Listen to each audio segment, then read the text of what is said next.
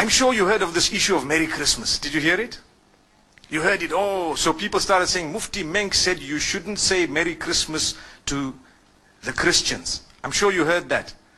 Why do you want to just take a small piece of the statement and hold it out like this and make it seem like we are people who do not believe in, a multicultural coexistence, multi-religious coexistence and so on?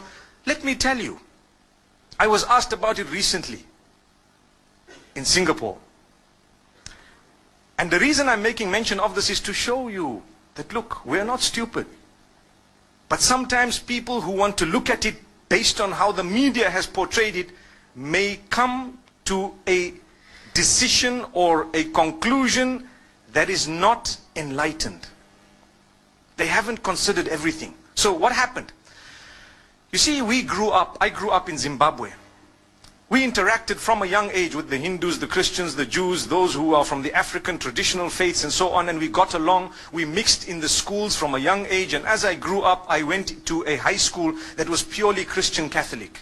And that was the best option we actually had. They allowed me whatever I had, and obviously we catered for them, they catered for us. There was a lot of respect, and that's how we developed. Okay? However, when it came to Christmas, there were so many Christians who didn't believe in it. They said, no ways, this is wrong. I recall a young boy, I even know his name, and he was with me. He didn't used to like to participate in religious studies because he belonged to a certain sect of Christianity. And he used to say, these guys don't know what they're talking about because X, Y, and Z, and he gave his reasons. That's not the topic today. But there are Christians who don't believe in Christmas. They don't participate in it. Is there anything wrong if they don't believe in Christmas, Christians? There's nothing wrong. They didn't participate in it. There's nothing wrong. But the minute they put a block on someone else who believes otherwise, then there's a problem. That's what we're saying. So the question you have to ask yourself, did you stop people from celebrating what they want? No. Did you ban them? No. Did you disallow them? Did you spread hatred against them? No.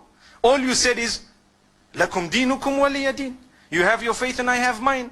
So as we grew up, there were a few Hindus who were with me at school. One of them used to eat beef. And I asked him, I said, how come you eat beef?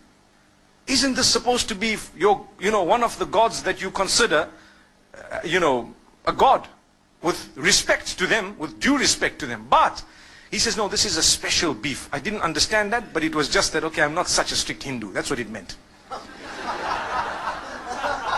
There were other Hindus who would tell him, listen, you are wrong.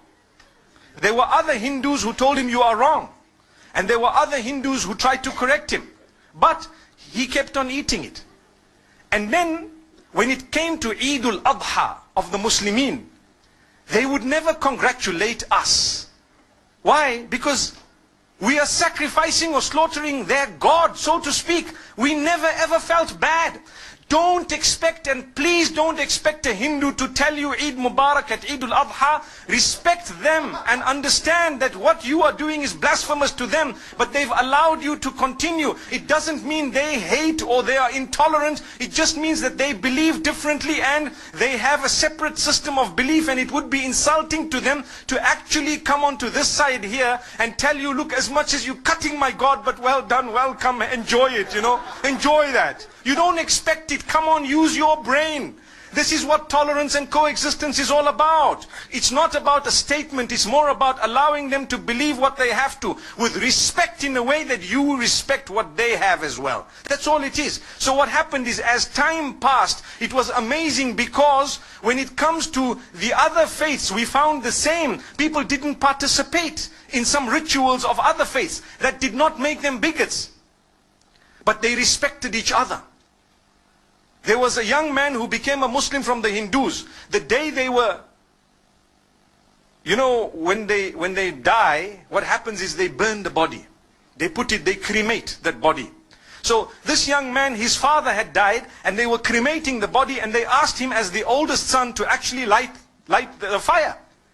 And he said, look, as much as you want me to do it, and that's my father, I'm sorry, it goes against my beliefs. And it caused a commotion until some of those who were wise, who knew. They said, look, that's the man's beliefs. Come on, leave him. Let the next son do it. How can you impose on him some...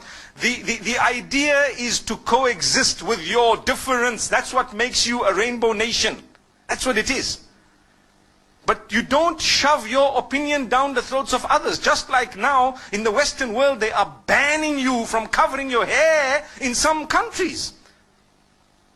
That would create another problem. Why? Like the Honorable Minister said, it would make people feel that they are at war with the system. Because, hey, you know what? This is my basic right to believe something. I believe this is wrong. I believe this is right. That's the idea. So, from among the Muslims, there are those who believe that it's okay to participate in Christmas. And from among the Christians, there are those who believe that it's not okay to participate in Christmas. Look at the irony. But the idea is, if you believe that, by all means, go ahead. You are answerable to Allah, not to me. If this one believes otherwise, go ahead. But please don't impose it on me. If I don't want, it's one of those things. Come on. You know, live and let live. Today, the problem is with all parties. We believe we are the only ones who are right. So we want to shove our opinions down the throats of the rest of the world. If not, they are the problem, they are the terrorists, they are the issue, they are this, that. Watch out. The words you are using will be used against you as well. Be careful. So this is why we say, as I grew up, still we used to sit and eat together as young boys. College. You know, you have your lunch, they have their lunch. We knew that if you have a beef burger, please don't offer it to the Hindus. It's insulting. It's blasphemous. They would actually feel so hurt. Don't. Would you ever, if you have Hindu friends, actually tell them, hey, have some beef? I don't think so. Exactly the same could be said about pork and the Muslims. Do you agree? Imagine if your friend says, just is a pork burger, come on, bacon tastes nice, you know, come on, you know. How would you feel? They respect you. You get along with them. You build the nation. You contribute towards the building of the nation together. Do you know that? But you have different dietary restrictions which are respected. So, this is something that we need to talk about. It's got nothing to do with this person is intolerant. There is a big difference between difference of opinion and intolerance. Very big. I can differ with you right now. I can differ with you on 100 matters, but I'm so tolerant. I promote tolerance. I promote coexistence. I promote the fact that all of us should contribute towards the development of our nation.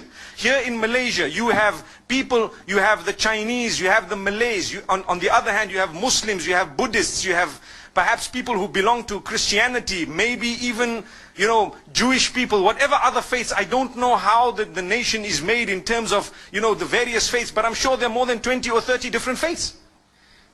Look at the civil service. You will have people belonging to every race and to every religion, and they are serving the nation. That's what they're doing. What are they doing? Serving the nation.